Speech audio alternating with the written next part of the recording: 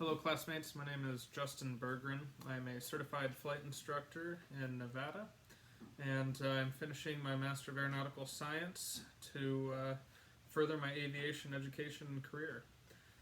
So I've decided to talk about the legal implications of COVID-19 in aviation and everything that it entails for the paper. So first, our delays and cancellations are a major issue that the aviation industry faces with the COVID-19 pandemic. When passengers face delays, the airline is typically held liable for the economic losses resulting from the delay once the receipts from the customers have been filed and the formal complaint has been made. So the airline can be responsible for anything from travel fees to hotel fees, possibly even food. Fortunately for the airlines, the emotional distress is not recoverable, so that helps a little bit. The airlines carry a force majeure clause, making them only liable for refunding the ticket if the flight is canceled. So as far as the ticket fee goes, they're not going to be held liable for the ticket fare for delay. And so if the flight is fully canceled, then they're just faced with refunding. They're not really going to be faced with anything to do with personal losses there or damages. So due to the COVID-19 pandemic, there have been many delayed and canceled flights, which we'll get into. But most airlines have waived the cancellation fees due to the COVID-19 pandemic, and this information is from NEMSIC 2020. So it really depends on the type of cancellation, whether it be a passenger ticket cancellation versus an airline cancellation of a scheduled flight. According to the complaints of 2021, they stated that the airlines are faced with refunding nearly $15 billion owed to customers for refunded canceled flights. This is a 5,500% increase from 2019, according to complaints 2021. They stated that there are 90,000 complaints in 2020 versus only 1,500 in 2019. And in 2019, or from 2019 to 2020, they stated that there was a 96% decrease in air travel customers. Complaints 2021 continued and declared that the air carriers are required to refund customers when they cancel a flight. However, they are not legally bound to refund the fare when a customer cancels. So this is one of those things where only if the airline cancels will they be really held liable for the fee. Now, cancellation fees, as I mentioned earlier, have been waived by most airlines for quite a while to handle the COVID pandemic. So, according to complaints 2021, the industry group Airlines for America says its 7 member airlines already refunded nearly $13 billion to customers, even while hemorrhaging cash at a rate of $1 million a day last year, referring to 2020. So a major legal case that I found important for this subject was Howell versus Alaska Airlines. And this was with the Washington State Court of Appeals. An airline passenger sued Alaska Airlines for not refunding their ticket prices. They stated that the non-refundability clause violated the Washington Consumer Protection Act. Alaska, however, argued that the Airline Deregulation Act preempted the claims, according to Pearson and Riley 2015, and you can find this on page 48. The court concluded that the Airline Deregulation Act preempted the passengers' claims by referring to American Airlines versus Wollens, and again, this will be found on page 48. So the COVID-19 passenger claims against the airline, negligence claims towards an airline. Rapidly changing policies regulations, guidelines, and practices for passenger and crew safety, according to NEMSIC 2020, are factors that could go toward a negligence claim. Policies are rapidly changing, regulations are rapidly changing, and so it's imperative that an air carrier, an airline, stays on top of these regulations and is in compliance with them. Airlines may be responsible for passenger negligent claims if the airline should have known or suspected that a passenger or crew member presented a health risk. So basically, if the airline knew about it and did nothing about it, then they will absolutely potentially face the negligence claim. The Montreal Convention, Article 17, defining an accident, may apply to passengers or crew members contracting COVID-19. And this is according to NEMSIC 2020, but we'll get into the Montreal Convention here soon. So, on March 16th, 2020, an aircraft was delayed for 3.5 hours at JFK International Airport, John F. Kennedy International Airport. The passengers were required to deplane, the crew had to disinfect the aircraft, and then the passengers were then able to replane. And through this 3.5 hour delay was caused because a passenger alerted crew that they had a COVID-19 exposure. However, they alerted them after the aircraft had been boarded. Apparently, they found out about it after they had already boarded the aircraft, and it caused this delay. The ICAO has implemented standards, so the International Civil Aviation Organization has implemented standards and recommended practices, SARPs, as annexes to the Chicago Convention. And this is to take preventative measures to help prevent the spread of virus in relation to air travel operations, according to NEMSIC 2020. The annexes do require that members establish national aviation plans, and this is to mitigate the outbreaks, the tracing passenger contact after an outbreak. And this will allow them to define, once they know a specific passenger has an outbreak, they can track exactly who they've been in contact with based upon their seating arrangement.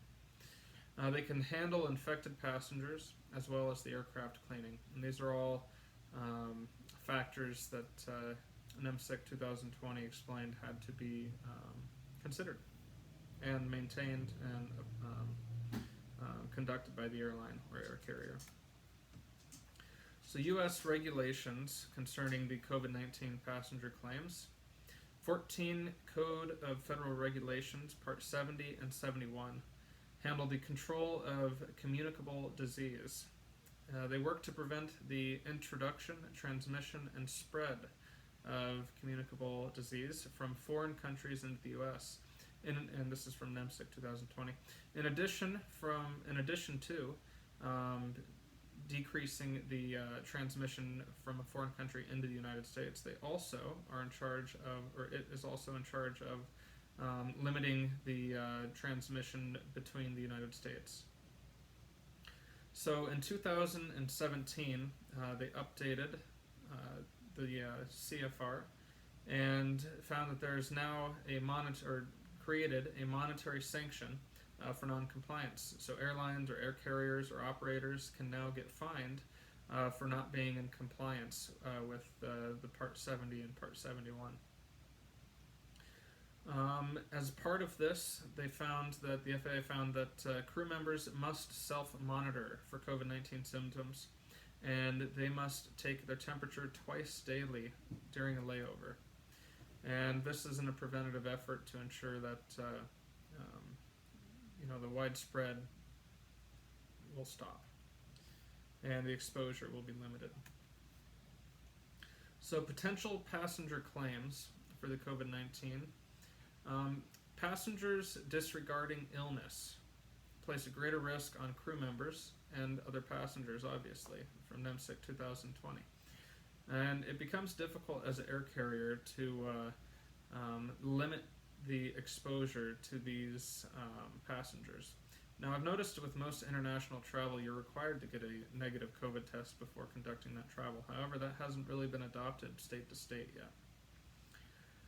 So, these passengers that are disregarding their illness place a greater negligence lawsuit risk for the airline.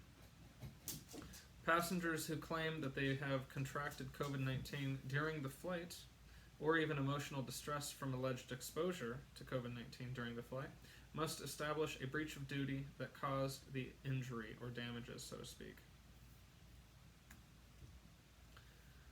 Negligence from the airline, again, according from NEMSIC 2020, there's a whole list of what could be factors here.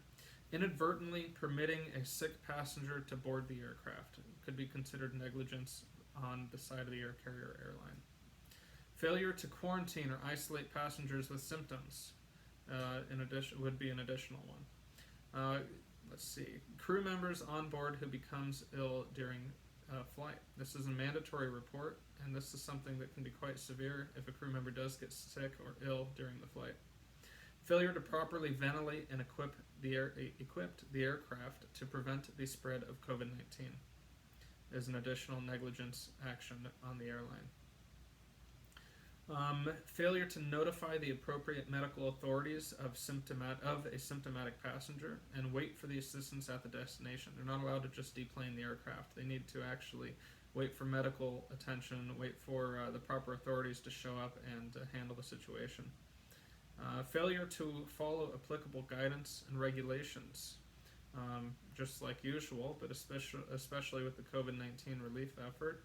Failure to follow the applicable guidance and regulations is a major factor for a negligence claim. Finally, failing to notify passengers on a flight after becoming aware that another passenger on the flight had COVID illness or symptomatic with COVID.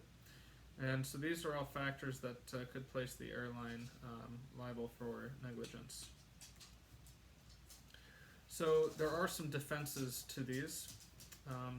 Due to the highly contagious factors of COVID-19, it can be very difficult for a plaintiff to prove that they contracted the COVID-19 on the aircraft. So, in order to do so, the plaintiff must prove, according to NEMSIC 2020, that they have been asymptomatic for 2 to 14 days before the flight.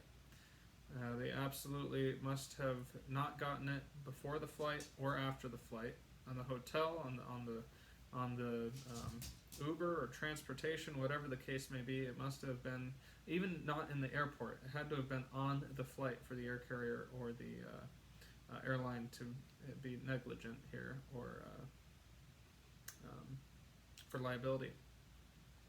So it must be proven that the contraction did not occur before boarding or after deplaning, so therefore it had to have been on the aircraft. Airlines must immediately take measures to minimize passenger risk after gaining knowledge of a contagious or ill passenger. So just as with HAL versus Alaska Airlines, we saw that. The airline immediately made an effort to minimize the passenger risk immediately when they became aware. And this is something that must continue to happen. So, let's see. The Montreal Convention, Article 17, again from NEMSIC 2020. The airline is liable for physical injury or death to passengers due to an accident. However, we need to define an accident and how COVID-19, the pandemic, or the contraction of the pandemic could possibly be an accident. So a passenger with pre-existing condition or reaction from normal operation of flight should not qualify as an accident, according to NEMSIC 2020. A healthy passenger contracting a contagious disease during a flight may, however, be defined by the court as an accident, per NEMSIC 2020. So this could be a big factor for airlines.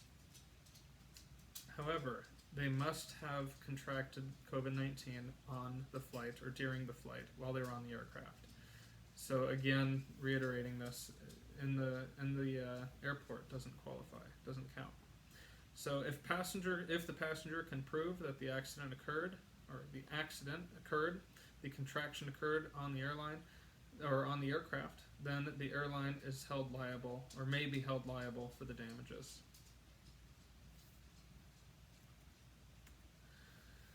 So integrating the biblical worldview into this is actually quite easy.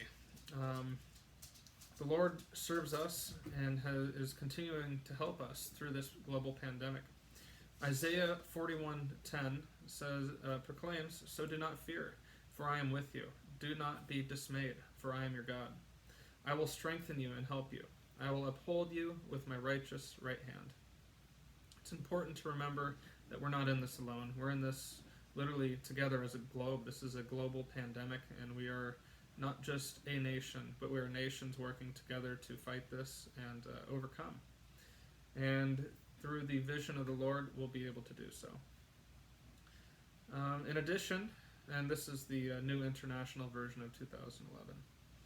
So let's see. During this time of global uncertainty, the Chronicles 2012 reminds Christians that we do not know what to do, but our eyes are on you.